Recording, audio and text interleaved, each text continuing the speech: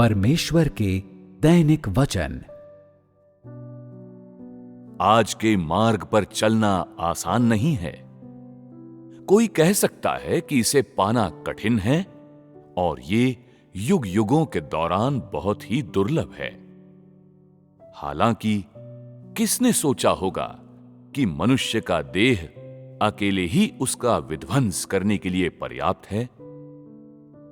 आज का कार्य निश्चित रूप से वसंत की बारिश की तरह कीमती है और मनुष्य की ओर परमेश्वर की दया की तरह मूल्यवान है। फिर भी अगर मनुष्य आज अपने काम के उद्देश्य को नहीं जानता है या मानव जाति के तत्व को नहीं समझता है, तो इसके कीमती और अमूल्य होने की बात भी कैसे की जा सकती है। देह मनुष्यों के अपने नहीं है, इसलिए कोई भी स्पष्ट रूप से यह नहीं देख सकता है कि इसका गंतव्य वास्तव में कहां होगा।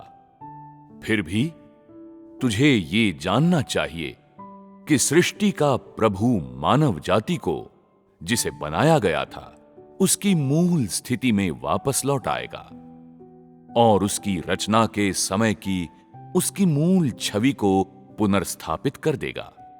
वो पूरी तरह से उस सांस को वापस ले लेगा जो सांस उसने मनुष्य में ली थी, और उसके हाड़ मांस को वापस ले सब कुछ सृष्टि के स्वामी को लौटा देगा।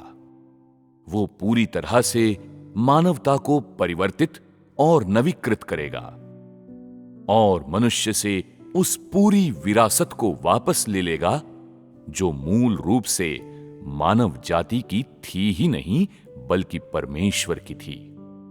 वो अब और इसे मानव जाति को नहीं सौंपेगा, क्योंकि उनमें से कुछ भी मूल रूप से मानव जाति का नहीं था। वह वो सब कुछ वापस ले लेगा। ये अन्यायपूर्ण लूट नहीं है, बल्कि स्वर्ग और पृथ्वी को उनकी मूल अवस्था में पुनर्स्थापित करने के लिए है और मनुष्य को परिवर्तित और नवीकृत करने के लिए है। यह मनुष्य के लिए उचित गंतव्य है। हालांकि शायद ये देह को ताड़ना देने के बाद इसे वापस ले लेना नहीं, जिस तरह की लोग कल्पना करते हैं। परमेश्वर देह के विनाश के बाद उसके कंकालों को नहीं, बल्कि मनुष्य के मूल तत्व को, जो शुरुआत में परमेश्वर के ही थे, चाहता है। इसलिए वे मानवता को नष्ट नहीं करेगा, नहीं मनुष्यों के देह को पूरी तरह खत्म करेगा, क्योंकि मनुष्य का देह कोई निजी संपत्ति नहीं है जो मनुष्य की अपनी हो, बल्कि ये अनुलग्न है परमेश्वर का, जो मानव जाति का प्रबंधन करता है। वो अपने आनंद के लिए मनुष्य का देह कैसे नष्ट कर सकता है? इस समय क्या तूने सचमुच अपने उस देह की सब चीजों को त्याग दिया है जो एक सिक्के का भी नहीं है? यदि तू आखिरी दिनों के 30% कार्य को समझ सकता है, केवल 30%, अर्थात आज पवित्र आत्मा के काम को समझना, साथ ही वचन के कार्य को समझना जो परमेश्वर अंतिम दिनों में करता है, तो तू अपने उस देह की सेवा करना जो कई वर्षों से भ्रष्ट हो गया है, या उसके साथ संतानोचित व्यवहार करना जारी नहीं रखेगा जैसा कि आज करता है। तुझे अच्छी तरह समझना चाहिए कि मनुष्य अब एक अभूतपूर्व स्थिति में आगे बढ़ चुके हैं और अब इतिहास के पहियों की तरह प्रगति करना जारी नहीं रखेंगे। तेरा फफूंदी लगा हुआ देह मक्खियों से लंबे समय से आच्छादित है, तो कैसे इसमें इतिहास के उन पहियों को उल्टाने की शक्ति हो सकती है जिन्हें परमेश्वर ने आज तक कायम रहने में समर्थ बनाया है। कैसे ये देह आखिरी दिनों की घड़ी को, जो एक मूक की तरह है, दोबारा चालू कर सकता है और उसकी सुइयों का घड़ी की दिशा में आगे बढ़ना जारी रख सकता है। घने कोहरे में डूबी सी दुनिया को कैसे ये पुनः परिवर्तित कर सकता है। क्या तेरा शरीर पहाड़ों और नदियों को फिर से जीवित कर सकता है? क्या तेरा देह, जिसका काम छोटा सा ही है, वास्तव में मानव की वैसी दुनिया को बहाल कर सकता है जिसकी तूने उत्कंठा की है? क्या तू वास्तव में अपने वंशजों को मानव बनने के लिए शिक्षित कर सकता है? क्या तुझे अब समझ में आया वास्तव में तेरा देह किसके लिए है? मानव को बचाने का, उसे परिपूर्ण करने का और परिवर्तित करने का परमेश्वर का मूल इरादा तुझे एक खूबसूरत मातृभूमि देना या मनुष्य के देह को शांतिपूर्ण आराम प्रदान करना नहीं था। इसके बजाय ये उनकी महिमा और उनकी गवाही के लिए था, भविष्य में मानव जाति के बेहतर आनंद के लिए, और इसलिए कि वो शीघ्र ही आराम का आनंद ले सके। फिर भी ये तेरे शरीर के लिए नहीं है, क्योंकि मनुष्य परमेश्वर के प्रबंधन की पूंजी है और मनुष्य का देह एक सहायक मात्र है। एक मानव आत्मा और शरीर दोनों का पिंड है, जबकि देह केवल एक वस्तु है जो सड़ जाती है।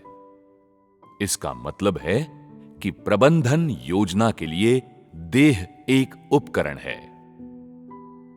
तुझे ये जानना चाहिए कि परमेश्वर का मनुष्यों को पूर्ण बनाने का, मनुष्यों को पूरा करने और मनुष्यों को जीतने का केवल ये परिणाम हुआ है कि तलवारें और उनके देह के लिए मारकाट, और साथ आई हैं अंतहीन पीड़ा, आग की जलन, निर्दयी न्याय, ताड़ना और अभिशाप, साथ ही असीम परीक्षण भी। ऐसी है अंदर की कहानी और सच्चाई मानव के प्रबंधन के कार्य की। फिर भी इन सब बातों का उद्देश्य मनुष्य के देह के विरोध में है, और शत्रुता के भालों की सभी नोकें निर्दयता से मनुष्य के देह के प्रति निर्देशित हैं। ये सब उसकी महिमा और गवाही के लिए और उसके प्रबंधन के लिए हैं। इसका कारण यह है कि उसका कार्य पूरी तरह से केवल मानव जाति के लिए ही नहीं है, बल्कि ये पूरी योजना के लिए है और मानव जाति को बनाते समय उसकी जो मूल इच्छा थी उसे पूरा करने के लिए है। इसलिए शायद 90% लोग जिन्हें अनुभव करते हैं वे हैं पीड़ाएं और अग्नि परीक्षाएं, लेकिन वो मीठे और खुशहाल दिन बहुत कम या बिल्कुल नहीं हैं जिसके लिए मनुष्य के देह तड़पते हैं, और परमेश्वर के साथ खूबसूरत समयों को बिताकर उनके खुशहाल पलों का देह में आनंद लेने के लिए वे और भी अधिक असमर्थ हैं। देह भ्रष्ट है, इसलिए मनुष्य का देह जो देखता है या जिसका भोग करता है वो परमेश्वर की ताड़ना के अलावा और कुछ नहीं जो मनुष्य को पसंद नहीं है, और ये ऐसा है मानो इसमें साधारण विवेक बुद्धि की कमी हो। इसका कारण यह है कि वो अपने धर्मी स्वभाव को प्रकट करेगा जो मनुष्य को प्रिय नहीं है, जो मनुष्य के अपराधों को बर्दाश्त नहीं करता है और दुश्मनों से घृणा करता है। परमेश्वर अपने स्वभाव को पूरी तरह प्रकाशित करता है, चाहे जिस किसी माध्यम की आवश्यकता पड़े। इस तरह शैतान के साथ उसके 6000 वर्षों के युद्ध के कार्य को समाप्त करते हुए वो कार्य जो समग्र मानव जाति की मुक्ति और पुराने शैतान के विनाश का है,